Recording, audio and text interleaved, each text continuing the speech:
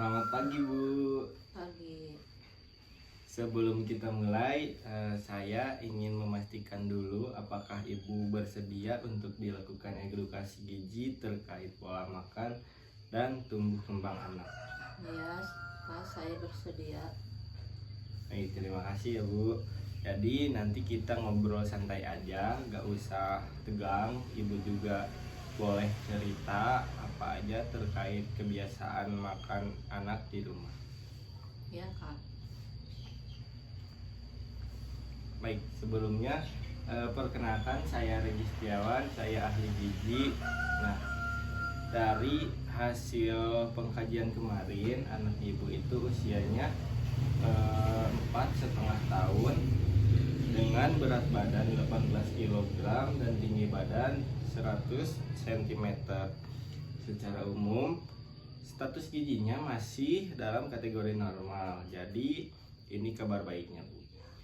Namun memang ada beberapa hal kecil yang perlu kita perbaiki, terutama dari segi makan supaya kedepannya tumbuh kembang anak ini bisa lebih optimal. Oh gitu ya, Kak. Kirain sudah aman semuanya. Aman Bu, tapi kita rapiin sedikit biar makin bagus.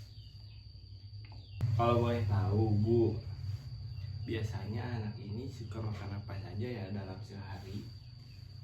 Pagi kadang makan, kadang enggak. Siangnya nasi sama tahu. Malam juga sama, tapi sering minta gorengan. Berarti jadwal makannya ini belum teratur ya Bu? Iya, Kak. Kadang susah disuruh makan. Kalau makanan favoritnya itu apa ya Bu? Telur dadar, ayam goreng, sama tempe goreng. Wah, ini anaknya tim gorengan sih ya Bu. Iya, Kak. Soalnya gampang juga bikinnya. Paham banget Bu, apalagi kalau lagi capek atau sibuk. Nah, kita nanti cari alternatif lain yang tetap praktis tetapi tetap sehat. Kalau buah sama sayur, si anaknya juga suka makan gak Bu? Sayur agak susah, Kak. Buah kadang mau. Baik Bu, ini penting juga nanti kita bahas ya. Karena vitamin dan mineral itu banyaknya dari sayur dan buah. Jadi Bu, di usia seperti sekarang, yang penting itu bukan cuma kenyang, tapi juga seimbang. Artinya dalam satu hari anak perlu mendapatkan karbohidrat atau sumber energi, lalu protein untuk pertumbuhan, lemak untuk cadangan energi, serta vitamin dan mineral untuk daya tahan tubuh dan perkembangan. Dari hasil recall kemarin, energi anak sudah cukup, proteinnya cenderung berlebih, lemak juga berlebih, tapi karbohidratnya masih kurang. Berarti kebanyakan lauk ya, Kak?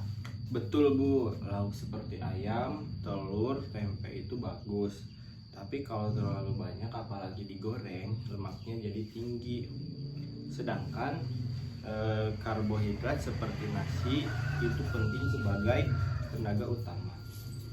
Kalau kurang, anak bisa cepat jadi lelah, kurang aktif, bahkan bisa mempengaruhi konsentrasi.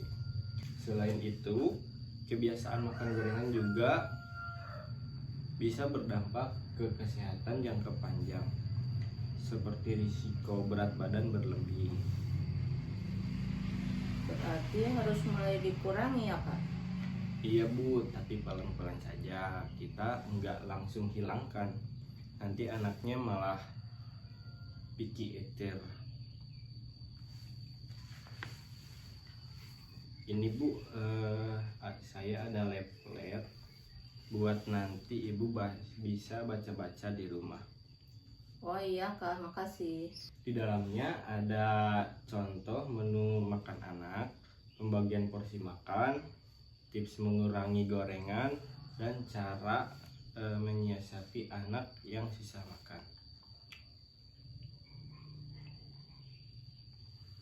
Beberapa hal yang bisa mulai Ibu terapkan di rumah. Yang pertama, kurangi gorengan. Bisa diganti dengan direbus, dikukus, atau ditumis, tetapi sedikit minyaknya. Yang kedua itu tambahkan karbohidrat. Pastikan setiap makan ada nasi atau sumber karbohidrat lain. Contohnya itu kentang, ubi, atau roti. Nah, yang ketiga ini, atur porsi makan seimbang. Nasi tetap jadi dasar, lauknya secukupnya, tapi ditambahkan sayur dan buah. Yang keempat itu, yang terakhir, biasakan jadwal makan teratur.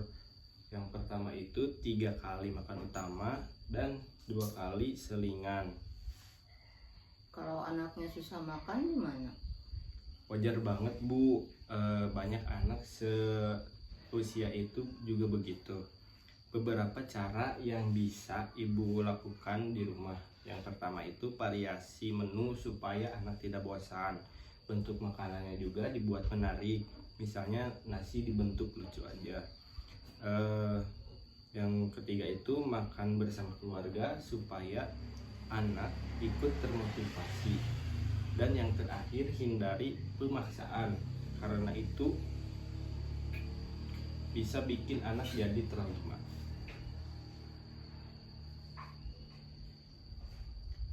Baik Bu, saya mau memastikan ya, menurut Ibu apa saja yang perlu diperbaiki dari pola makan anak ini? Kurangi gorengan, tambah nasi atau karbohidrat, makan harus lebih teratur, sama coba kasih sayur dan buah. Wah, lengkap sekali Bu.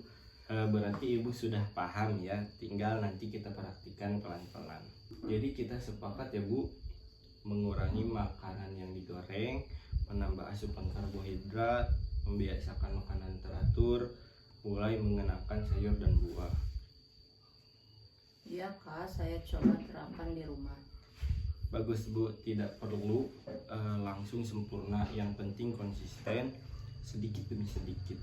Nanti kita bisa jadwalkan evaluasi lagi, misalnya minggu depan, untuk melihat perkembangan anaknya. Iya Kak, boleh. Kalau ada kendala Bu, Ibu boleh cerita ya sama saya, nanti kita cari solusi bareng-bareng. Iya Kak, terima kasih banyak. Ya Ibu, sama-sama, semoga anaknya sehat, aktif, dan tumbuh optimal